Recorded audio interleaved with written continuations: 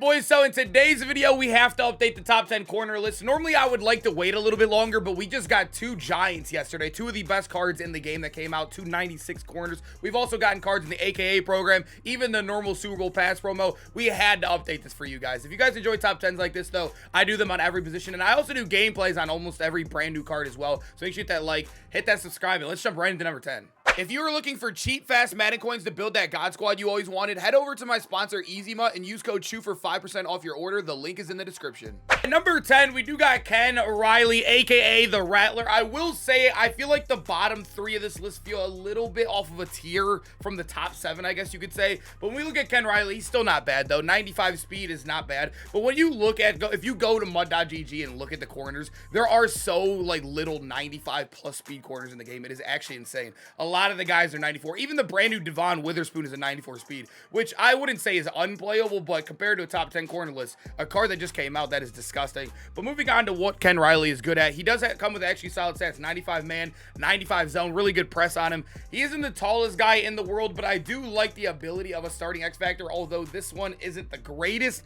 I think in a man scheme, or even if you throw him in the slot and you like to man up the slot a lot, this could be really solid for you. But I will say pick artists for free is solid. This is like how far behind like the number 10 through like 8, like I said, feels compared to like the top 7. It's Ken Riley. There's really nothing crazy about the card, but he is solid. Don't get me wrong, he's solid, but you know, like I said, you're going to see the difference. But now we move over to number 9 where Champ Bailey lays. And I will say Champ Bailey is a card that he's actually the only one on this entire list that I have not used yet. The only one. He has 95 speed. The thing that was tough with him is that he was always overpriced for what he actually got, despite being a solid corner, right? 6 foot, 95 speed, 95 man, 93 zone. He has really good press and play rec. The thing that always sucked about him, though, is that he really didn't get anything crazy, right? No KO really usable here, which is tough, but he does get lurk artist, which I will say, I know it's nothing crazy, but it's because everybody gets pick artists for free, but he is the only corner in the game besides, all right, I'm just going to say Randy Moss that gets lurk artist, which I will say, I think it makes him animate a little bit better, but the thing that's tough with man-to-man corners is he doesn't even have enough zone to get deep out zone, where even if you wanted to overpay for it, you couldn't even overpay for it. That's the thing that's tough right now in the meta is man-to-man is almost like obsolete, so a guy like Champ Bailey getting man-to-man abilities, the only thing you're really using on him is lurk artist, so it's kind of like, you know, you can't really rank him any higher. Now at number 8, we do got our guy Ronde Barber, and I will say this probably looks absolutely nasty to you guys, but if you guys watch the MCS tournament, which were the best Madden players in the world play, Ronde Barber was used a lot out there, but that was also before a lot of the guys at the top came out, but that just still shows you how good Ronde is compared to a lot of the cards that were already out. He has 95 speed, obviously still very good in the game. He is a little bit shorter though. The abilities or the stats don't really look as crazy as our guy Champ Bailey, but as you guys know, abilities absolutely run Madden this year. They've been running it for the last 3 years. He gets mid-zone KO for 1 AP. And I will say this is becoming one of the most underrated abilities in the game. You're starting to see it on a couple more cards. I think the only guys that get it for 1 AP are him and Eric Berry, unless I'm missing somebody as well. I think one of the new corners up top get it as well, but you're not using it over his other abilities, so that's why nobody really counts it. But Ronde Barber, mid-zone is really glitchy in the slot, especially if you're dropping into vert hooks. You could mix it up, blitz him, throw him in the slot with a KO. He is a dog. I currently use him as well with that mid-zone, man. I've been loving me some Ronde. Now we move to number 7, where, yes, this is the slowest card on this list. 94 speed is absolutely, like, I wouldn't say it's disgusting, but it's kind of tough out there when we're getting wide receivers that are 96 base and also getting +1, +2, even +3 speed from theme teams, which everybody is running theme teams this year. I feel like this is the most dominant year of theme teams. So a guy like Slay on a non-theme team can get burned at times, but the reason why I do have him a little bit higher than the guys we just showed you, nothing really stat-wise is different than the other guys, right? 6 foot. He literally looks just like Champ Bailey. Remember, stats in this game, I think most people know by now, we're all the way in February. Stats aren't that crazy. As long as you're above 90, you're fine. But if we come to abilities, Darius Slay actually has something really nice. He does get pick artists for 0, but everybody gets that. You're really looking at this deep out zone KO for 2. So as you guys know, on a base card, it normally is 3. 2 AP is nice, though. We are starting to get some cards that are getting it for 1 as well. I think that Ty Law, I didn't include Ty Law in this video because you can't get him max yet. The max is level 55. It's not even possible yet. So a guy like Slay still has a little bit of value until you get there, right? But deep out zone for 2 is nice. It's just tough because his card is kind of meh all around. Now we move over to number 6, where our guy JaMarr Alexander lays. And Jair kind of has the same problem, I guess you could say all the man-to-man corners in this game really have. He's an amazing card on paper, right? You got obviously got crazy stats. They're all above 90. He's also really, really fast. He is short. He is tied for the shortest guy in this list with Ronde Barber. But the reason why guy JaMarr can't be much higher with these crazy stats and speed is because, as you guys know, man-to-man corners, and it's not even just like me, like I'm a zone guy, so I'm only siding with the zone guys. It is literally, if you go watch any competitive Madden, or if you even go play online head-to-head, you guys know zone is the meta, and yes, he only gets discounted man abilities. I know he gets pick arts, but like I said, there's nothing special about that because every DB in the game gets it now. He also does get outmatched for 0, which, I'm going to be honest, boys, they are trying to make you use this card as a slot. I don't like spending. I feel like slot is normally, especially like in dollar, I guess you could say, or most defenses, is where you put your least able corner, I guess you could say. At least for me, that is. But JaMarr, there's really nothing really crazy holding him up in.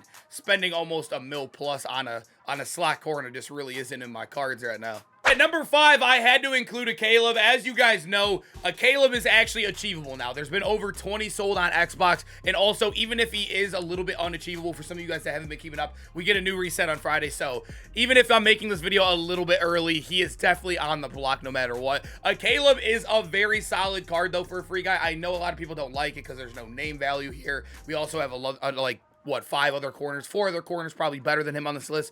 6'2", though, is really solid. You can't argue with 6'2", 95 speed for free. This is the top 1,000 edition. I will say the non-top 1,000 edition is really bad. Like, I probably wouldn't even, I mean, he's not really, really bad, but he's nowhere near how good this card is. But you can see they did tank a little bit of his stats. He does have his man coverage below 90. His press is below 90.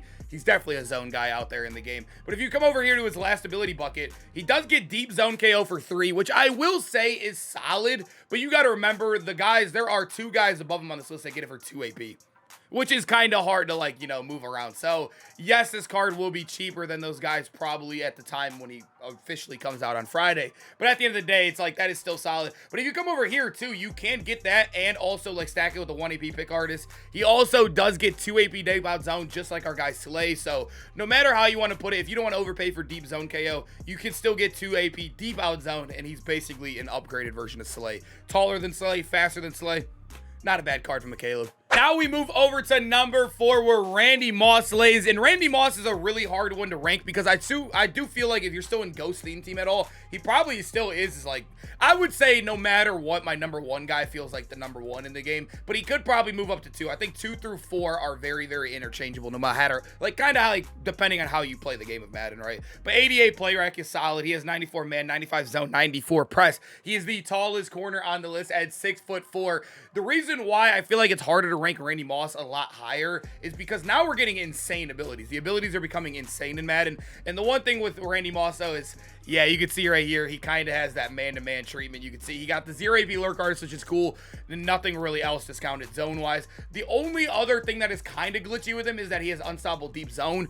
But the way you have to get this on is that you can get an interception. The tough part, though, is if you're playing a good player, it's really hard just to get an interception and turn on this ability, right? So you'll go games without having that X factor on, which is, you know, it's not really something you can rely on, I guess you could say. But Randy Moss still has to find his way in the top 5, no matter how you put it on this list. And at number 3, we got Mel Blount, and I know everybody was disappointed with this card when he first originally came out yesterday. I still think he is very good in the game, and like I said, I think you could definitely argue Randy Moss maybe above him, but Mel Blount, 97 base speed, the fastest card in the game. It is hard to put him any lower than 3 for me. I mean, he is literally, like, I would say in any sort of theme team, right? 50 out of 50 Super Bowl is going to be so easy to build on Friday or Thursday when those cards come out. It's already really easy to build a 25. So getting him up to 99 speed will be so easy. He also is solid heighted, right? I mean, he's 6'3", so he's right next to Randy Moss. So I guess I'm going to lean him anyways. But if you come down here too, Mel Blount is absolutely insane in the box. He has, what is it, with 91 hit power down here, 84 block shed. That is crazy.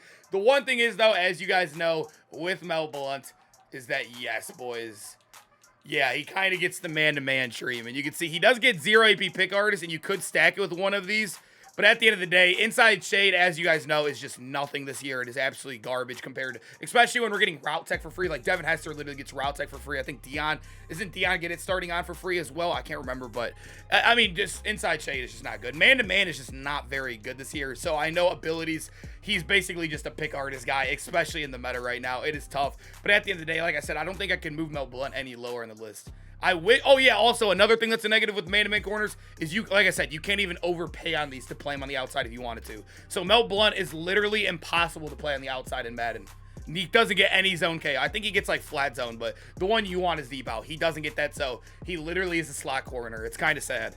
We move over to number 2, where Night Train Lane, who also came out yesterday, another 96 overall LTD. I actually just copped this card, and I'm gonna play with him a lot today on stream after we post this video, so I am super excited to use him. But 96 speed, he gets every theme team, as you guys know, the AK LTDs. I love these about these cards. These cards are amazing, right? You get playoff theme team, you get Super Bowl theme team, the Ghost, the Zero Chill, literally every theme team in the game. So Night Train Lane has value. He also does have really good X factors, right? I think, like I said, I think one step ahead is kind of like mid. It's like, it's nothing insane, right? Or inside shade's really nothing insane, but starting on, I guess, for zero is not bad compared to paying for it like I'm Mel Blount. But the thing I like, just like kind of like our guy Randy Moss, he does get unstoppable deep zone KO, and also he does end up getting deep out zone KO for 1 AP. This is where he has value, right? He has deep out zone, and also Mel Blount did not get it at all. So I don't know why they just pick and choose who gets it, because he's man-to-man, and he also has below 95 zone, so he technically shouldn't get it.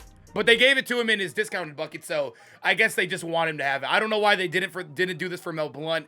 It is tough, but at the end of the day, Night Train, like, getting this for 1 AP is absolutely amazing. And also, I think you could, yeah, he doesn't get 2 discounted, so you're really just getting that and also one of these X factors, but I think that alone has him above Mel Blount. Also, another really good card in the box. I forgot to mention that too. 92 pursuit, 88 block shed, 96 hit power. He's actually better than Mel Blount in the box, which is kind of crazy to think about. Actually, the cheapest guy out of the top 5 is actually our number 1 for you guys here today, Herb Adderley. I think most people would agree with this. I think this one is very, very hard to argue out of the top 1. He is 6'1", so the same height as Night Train Lane, right? You get 96 speed, amazing stats across the board. But if you come over here, he gets 2 discounted abilities, and he also gets, like, yes, probably one of the best teams in the game. It's Super Bowl. He gets also deep zone for 2 AP, so that's deep out and deep in zone for 2 AP combined. That is already insane. But even better, you can get pick artists on top of that.